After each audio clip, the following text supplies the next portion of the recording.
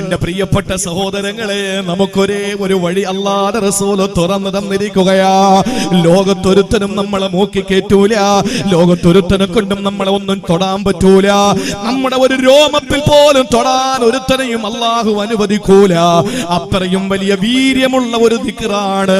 അല്ലാഹുവിന്റെ റസൂൽ പറയുന്നു, നിങ്ങൾ ഏത് പ്രതിസന്ധിയിലകപ്പെട്ടാൽ, അതാണ് ഞാൻ പറഞ്ഞത്, കടത്തിന്റെ മേലെ കടമായി നിങ്ങൾ കഴിയുകയാണോ, ദാരിദ്ര്യത്തിന്റെ കൈപ്പുനീര് കുടിക്കുകയാണോ, പ്രതിസന്ധിയിലെ നടുകുഴിയിലാണോ, അതല്ല നിങ്ങൾ ഏതെല്ലാം വിഷയങ്ങൾ അഭിമുഖീകരിക്കുന്നുണ്ടോ, എന്റെ പ്രിയപ്പെട്ട പെങ്ങളെ, നിങ്ങൾക്കൊരു സമ്മാനമായി ഞാനും ഉണർത്തി തരട്ടെ. നബി തങ്ങൾ പറയുകയാണ്, നിങ്ങൾക്ക് ഏത് പ്രതിസന്ധി വന്നാൽ, നിങ്ങളുടെ പൊന്നുമക്കള് തീവ്ര പരിചരണ വിഭാഗത്തിൽ അഡ്മിറ്റ് ചെയ്യപ്പെട്ടിരിക്കുകയാണോ, നിങ്ങളുടെ ഭർത്താവിന് ജോലി നഷ്ടപ്പെട്ടവിടെ ജയിലിലാണോ, അതല്ലെങ്കിൽ എന്റെ പ്രിയപ്പെട്ടവരെ ഏതെല്ലാം പ്രശ്നത്തിലെ പ്രതിസന്ധികളിൽ നിങ്ങൾ അകപ്പെട്ടു പോയാൽ, ഇത് പറയുന്നതാരാണ്? ആകാശ ലോകത്ത് നിന്ന് ഒരു അറിയിപ്പ് കിട്ടാതെ ചെഞ്ചുണ്ടുകൾ ചലിപ്പിക്കാത്ത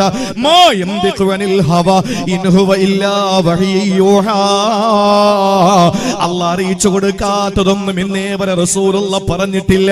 നബി തങ്ങൾ മിണ്ടിയിട്ടില്ല, നബി തങ്ങൾ ചുണ്ട് ചലിപ്പിച്ചിട്ടില്ല. ആ പ്രവാചകന്റെ വാക്ക് അല്ലാഹുവിന്റെ വാക്ക് തന്നെയാണ്, സംശയമില്ല. അതുകൊണ്ട് എന്റെ മുസ്ലിം പെങ്ങളെ, ഏത് പ്രതിസന്ധി വന്നാലും ഏതെങ്കിലും ഒരു കള്ളമന്ത്രവാദിയുടെ മുമ്പിൽ ചെല്ലലല്ല, ഏതെങ്കിലും കള്ളത്തരം പറഞ്ഞിട്ട് പണപ്പിരിവ് നടത്തുന്ന മന്ത്രവാദിയുടെ മുമ്പിൽ പോകലല്ല. നിങ്ങൾ നിങ്ങൾക്കും എനിക്ക് റസൂലുള്ള വരച്ച് കാട്ടിയ സുതാര്യമായ, സുവ്യക്തമായ, സുസജ്ജമായ ഒരു രീതി നമുക്ക് റസൂലുള്ള കാണിച്ചു തന്നു. അത് വേറൊന്നുമല്ല, നിങ്ങൾക്ക് ഏത് പ്രയാസം വന്നാലും, ഏത് പ്രശ്നം അഭിമുഖീകരിച്ചാലും, എന്തിനാ മക്കളെ സങ്കടപ്പെടുന്നത്? നബി തങ്ങൾ ചോദിക്കുകയാ, നിങ്ങൾ എന്തിനാ വിഷമിക്കുന്നത്, നിങ്ങൾ എന്തിനാ പ്രയാസപ്പെടുന്നത്, നിങ്ങൾ എന്തിനാ ആശ്ചര്യത്തോടെ സങ്കീർണമായ പ്രശ്നങ്ങൾ അഭിമുഖീകരിക്കുമ്പോ സങ്കടപ്പെട്ട് നിങ്ങളുടെ സമയം നഷ്ടപ്പെടുത്തുന്നത്? അല്ലാഹുവിന്റെ റസൂൽ പറയുന്നു, ഇദാ വഖഅതും ഫിൽ അംരിൽ അലീമായ ഒരു വിഷയത്തിൽ നിങ്ങൾ അകപ്പെട്ടു പോയാൽ, എന്നെ ഇന്ന് കേൾക്കാൻ വേണ്ടി കുമ്മനോട് ഒരുമിച്ചുകൂടി എന്റെ പ്രിയപ്പെട്ട ആണുങ്ങളോട് പെണ്ണുങ്ങളോട് പറയുകയാ, ഏതൊരു പ്രതിസന്ധി നിങ്ങൾക്ക് വന്നാൽ, ഏതൊരു വിഷമം നിങ്ങൾക്ക് വന്നാൽ, എനിക്കുമുണ്ട് വിഷമം, നിങ്ങൾക്കുമുണ്ട്. എന്റെ പ്രിയപ്പെട്ട സഹോദരങ്ങളെ, നമുക്കൊരേ ഒരു വഴി അല്ലാഹുവിന്റെ റസൂൽ തുറന്നു തന്നിരിക്കുകയാ. ലോകത്തൊരുത്തനും നമ്മളെ മൂക്കി കേറ്റൂല, ലോകത്തൊരുത്തനെ കൊണ്ടും നമ്മളെ ഒന്നും തൊടാൻ പറ്റൂല. നമ്മുടെ ഒരു രോമത്തിൽ പോലും തൊടാൻ ഒരുത്തനെയും അല്ലാഹു അനുവദിക്കൂല. അത്രയും വലിയ വീര്യമുള്ള ഒരു ദിക്റാണ്. അല്ലാഹുവിന്റെ റസൂൽ പറയുന്നു, നിങ്ങൾ ഏത് പ്രതിസന്ധിയിലകപ്പെട്ടാൽ, അതാണ് ഞാൻ പറഞ്ഞത്, കടത്തിന്റെ മേലെ കടമായി നിങ്ങൾ കഴിയുകയാണോ, ദാരിദ്ര്യത്തിന്റെ കൈപ്പുനീര് കുടിക്കുകയാണോ, പ്രതിസന്ധിയിലെ നടുകുഴിയിലാണോ, അതല്ല നിങ്ങൾ ഏതെല്ലാം വിഷയങ്ങൾ അഭിമുഖീകരിക്കുന്നുണ്ടോ, എന്റെ പ്രിയപ്പെട്ട പെങ്ങളെ, നിങ്ങൾക്കൊരു സമ്മാനമായി ഞാനും ഉണർത്തി തരട്ടെ. നബി തങ്ങൾ പറയുകയാണ്, ഫഖൂലു ഹസ്ബുനല്ലാഹ്, നിങ്ങൾ ചൊല്ലിക്കോ, ഹസ്ബുനല്ലാഹു വനിഅമൽ വകീൽ. ആ ദിക്റിന്റെ അർത്ഥമെങ്ങാനും നമ്മൾ അറിയേണ്ട വിധം അറിഞ്ഞാൽ, ഹസ്ബുനല്ലാഹ് വനിഅമൽ വകീൽ എന്ന് പറയുന്ന ദിക്റിന്റെ അർത്ഥമെങ്ങാനും അറിയേണ്ട വിധം നമ്മൾ അറിഞ്ഞാൽ, വല്ലാഹി എന്റെ പ്രിയപ്പെട്ടവരെ, ഹൃദയത്തിന്റെ ഭിത്തികൾ പൊട്ടിപ്പോകും, അതിന് സംശയമില്ല. അതറിഞ്ഞവരാണ് ഇബ്രാഹിം നബി അലൈഹിസ്സലാം.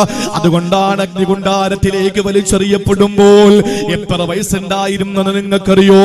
കേവലം 17 വയസ്സുകാരനാ. 16 വയസ്സ് കഴിഞ്ഞ് 17ലേക്കുള്ള നടപ്പ് പ്രായത്തിലാണ് നമ്രൂദ് ഒരുക്കിയ അഗ്നികുണ്ഡാരത്തിലേക്ക് ഇബ്രാഹിം നബി അറിയപ്പെട്ടത്. 16 വയസ്സുകാരൻ നിങ്ങളുടെ മക്കളിലില്ലേ? നിങ്ങളുടെ മക്കളുടെ മക്കളിലില്ലേ? നിങ്ങളിൽ എത്ര 16 വയസ്സുകാരുണ്ട്? ചിന്തിച്ചു നോക്ക്. ഒരു നമ്രൂദ് എന്ന് പറയുന്ന ഭരണാധികാരിയുടെ അഗ്നികുണ്ഡാരം അത് സാധാരണ തീയാണോ? ഏതെങ്കിലും ഒരു ചെറിയ തീയാണോ? അടുപ്പിൽ കൂട്ടുന്ന തീയാണോ? അല്ലെങ്കിൽ നമ്മൾ വിശാലമായി അല്പം കൂടി പറഞ്ഞാൽ ഫയർ ആൻഡ് റെസ്ക്യൂ പ്രവർത്തകർ വന്ന് അണക്കേണ്ട ഏതെങ്കിലും തീപിടുത്തമാണോ? അല്ല. ഏത് തീയാണ്? ആ കാലഘട്ടത്തിൽ വിറക് പൂജയുണ്ടായിരുന്നത്രേ. അറിയോ? ഹദീസിന്റെ തഫ്സീറിന്റെ ഗ്രന്ഥങ്ങളിൽ കാണാൻ കഴിയുന്നത്, ഉദാഹരണം കൊടുത്തിരിക്കാൻ, ആ കാലഘട്ടത്തിൽ ഒരു പെണ്ണ് പറയുമത്രേ, എന്റെ ഉമ്മയുടെ വയറുവേദന മാറിയാൽ ഇബ്രാഹിമിനെ കരിക്കുന്ന അഗ്നികുണ്ഡാരത്തിലേക്ക് 10 കെട്ട് വിറക് നേർച്ച. വാപ്പാന്റെ രോഗം മാറിയാൽ ഇബ്രാഹിയെ കരിക്കുന്ന അഗ്നികുണ്ടാരത്തിലേക്ക് 2 കെട്ട് വിറക് നേർച്ച. ഇബ്രാഹിം നബി അള്ളാഹ് പരീക്ഷിച്ചു. എങ്ങനെ പരീക്ഷിച്ചെന്നറിയോ? ഇബ്രാഹിം നബി അലൈഹിസ്സലാമിനെ തീക്കുണ്ടാരത്തിലേക്ക് വലിച്ചെറിയുമ്പോൾ അതാ കടന്നു വരികയാ ഖാസിനുൽ മിയാഹ്, മഴയുടെയും അതുപോലെ തന്നെ മേഘത്തിന്റെയും വെള്ളത്തിന്റെയും ഉത്തരവാദിത്വമുള്ള മലക്കിനെ അല്ലാഹു അയച്ചു. ആ മലക്കതാ ഇബ്രാഹിം നബി അന്തരീക്ഷത്തിലൂടെ പറന്നു പോകുമ്പോ നിമിഷ നേരം മതിയല്ലോ, ഇബ്രാഹിം നബിയുടെ അടുത്തെത്തിയിട്ട് ചോദിച്ചു, അന ഖാസിനുൽ മിയാ അന മലക്കുൽ മിയാ, ഞാൻ വെള്ളത്തിന്റെ ഡ്യൂട്ടിയുള്ള മലക്കാട്, എന്റെ ഹെൽപ്പ് നിങ്ങൾക്ക് വേണോ? എന്റെ ആവശ്യം എന്തെങ്കിലും നിങ്ങൾക്കുണ്ടോ? വേണ്ടി വന്നാൽ അഹ്മദ് തുന്നാറ, മഴ പെയ്യിപ്പിച്ചിട്ട് ഞാൻ ഈ തീയങ്ങ് കെടുത്തി കളയട്ടെ. ആ സമയത്ത് മഹാനായ ഇബ്രാഹിം നബി പറഞ്ഞെന്തെന്നറിയോ? വേണ്ട വേണ്ട, നിങ്ങളുടെ സഹായമൊന്നും എനിക്ക് വേണ്ട, അള്ളാഹു അയച്ചതാണെന്ന് ഇബ്രാഹിം നബിക്ക് അറിയാം. എന്നിട്ട് പോലും പറഞ്ഞു, വേണ്ട വേണ്ട, എനിക്ക് നിങ്ങളുടെ സഹായം വേണ്ട. ആ മലക്ക് ലജ്ജിച്ച് നാണിച്ച് മടങ്ങി പോകുമ്പോ അതാ അള്ളാഹു രണ്ടാമതൊരു മലക്കിനെ വിടുകയാ. കാറ്റിന്റെ ജോലിയുള്ള, കാറ്റിന്റെ ഉത്തരവാദിത്വമുള്ള മലക്കിനെ വിടുകയാ. ആ മലക്ക് വന്നിട്ട് പറഞ്ഞു, ഞാനാണ് ഞാനാണ് കാറ്റിന്റെ ഉത്തരവാദിത്വമുള്ള മലക്ക്. വേണ്ടി വന്നാൽ ഈ തീയ ഞാൻ ഇവിടം അങ്ങ് മാറ്റി കളയട്ടെ, കാറ്റടിച്ചിട്ട് ഞാൻ അങ്ങ് മാറ്റി കളയട്ടെ. ആ സമയത്തും ഇബ്രാഹിം നബി പറഞ്ഞു, വേണ്ട വേണ്ട, പിന്നെ നിങ്ങൾ എന്താ ആഗ്രഹിക്കുന്നതെന്നും മലക്കുകൾ ചോദിച്ചപ്പോൾ ആ സമയത്താണ് ഇബ്രാഹിം നബി പറഞ്ഞത്, ലാ ഹാജത ലീ ഇലൈക്കും, എനിക്ക് നിങ്ങളെ ഒരാവശ്യവും ഇവിടെയില്ല, എനിക്ക് നിങ്ങളെ ഒരു ആവശ്യവും ഇവിടെയില്ല. ഇതേത് പ്രതിസന്ധിയുടെ കഥയാണ് ചെറുപ്പക്കാരാ പറയുന്നത്? ഇബ്രാഹിം നബി അലൈഹിസ്സലാമിനെ വലിച്ചെറിഞ്ഞ തീയുടെ പ്രത്യേകത ഞാൻ പറഞ്ഞല്ലോ. അത് പറവ പറന്നു പോകുന്നത് നമ്മുടെ വാക്കിന്റെ പൊലിമയ്ക്ക് പറയുന്നതാ, മാത്രമല്ല ചരിത്രത്തിന്റെ ഭാഗമാണ്. അതല്ലെങ്കിൽ അതിനകത്ത് വീണു പോകുന്ന സമയത്ത് അതിന്റെ വിറക് പൂജ നടത്തിയെന്ന് പറയുന്നത് തഫ്സീറിന്റെയും ചരിത്രങ്ങളുടെയും ഭാഗമാണ്. പക്ഷെ നിങ്ങൾക്കറിയോ ഖുർആൻ എന്താ തീയെപ്പറ്റി പറഞ്ഞതെന്ന്? ആ തീയെപ്പറ്റി ഖുർആനിന്റെ ഭാഷ ഏതെന്നറിയോ? അള്ളാന്റെ വിശുദ്ധമായ ഖുർആൻ നമ്രൂദ് എന്ന് പറയുന്ന ഭരണാധികാരിയുടെ അഗ്നികുണ്ടാരത്തിലേക്ക് വലിച്ചെറിഞ്ഞ ഇബ്രാഹിം നബി അലൈഹിസ്സലാത്തു വസ്സലാമിനെ അല്ലാഹു തആല എങ്ങനെയാ രക്ഷപ്പെടുത്തേണ്ടത് നിങ്ങൾക്കറിയുമല്ലോ. ആ തീയെപ്പറ്റി അല്ലാഹ് പറഞ്ഞ വാക്കെന്തെന്നറിയോ? എന്റെ സഹോദരങ്ങളെ, സൂറത്ത് സാഫാത്ത് എടുത്ത് നിങ്ങളൊന്ന് പരിശോധിച്ചു നോക്ക്. ഖുർആനുമായി ബന്ധമുള്ളവരാണല്ലോ നിങ്ങൾ. വിശുദ്ധമായ ഖുർആൻ സൂറത്ത് സാഫാത്തിൽ അല്ലാഹ് പറഞ്ഞിട്ടുണ്ട് ഇബ്രാഹിം നബിയെ കരിച്ച തീ ഏത് തീയാണെന്ന്. അല്ലാഹുവിന്റെ ഖുർആൻ വ്യക്തമായി പറയുന്നുണ്ട്, ഖാലുബ്നു ലഹു ബുനിയാനാ ഫഅൽഖൂഹു ഫിൽ ജഹീം. ഏത് തീയാണെന്നറിയോ? ഇബ്രാഹിം നബിയെ കരിക്കാൻ വേണ്ടി തയ്യാർ ചെയ്ത തീയുടെ പേര് പഠിച്ചു വെച്ചോ. അതാണ് ഞാൻ, എനിക്കൊരു പുതിയ അറിവാണ്, നിങ്ങൾക്ക് കൂടെ ഇരിക്കട്ടെ എന്ന് പറഞ്ഞത്. ജഹീം എന്ന് പറഞ്ഞാ നിങ്ങൾക്കറിയോ? ജഹീം നിങ്ങൾ മുമ്പ് കേട്ടിട്ടുണ്ടോ? ജഹീം എന്ന് പറയുന്ന നരകത്തിന്റെ തീയുടെ പേരാണ്. സുബ്ഹാനല്ലാഹ്, നരകത്തിന്റെ തീയെപ്പറ്റി അല്ലാഹു ഭൂമിയിൽ ദുനിയാവിലെ ഏതെങ്കിലും ഒരു തീക്ക് വേണ്ടി അല്ലാഹു പേര് കടമെടുത്തിട്ടുണ്ടെങ്കിൽ നരകത്തിന്റെ തീയുടെ പേര് ജഹീം എന്നാണ്. ആ നരകത്തിന്റെ പേര് ജഹീം എന്നാണ്. ആ നരകത്തിന്റെ പേരും നരകത്തിന്റെ തീയുടെ പേരും അല്ലാഹു ദുനിയാവിലെ ഏതെങ്കിലും ഒരു തീക്കോ ഏതെങ്കിലും ഒരു ചൂടിനോ അല്ലാഹു കടമെടുത്തിട്ടുണ്ടെങ്കിൽ ആ കടമെടുക്കപ്പെട്ട വ്യക്തിയാരാ? മഹാനായ സയ്യിദുനാ ഇബ്രാഹിം അലൈഹിസ്സലാം. ഇബ്രാഹിം നബിയെ കരിക്കാൻ വേണ്ടി തയ്യാർ ചെയ്ത തീയുടെ പേര് ജഹീം എന്നാണ്.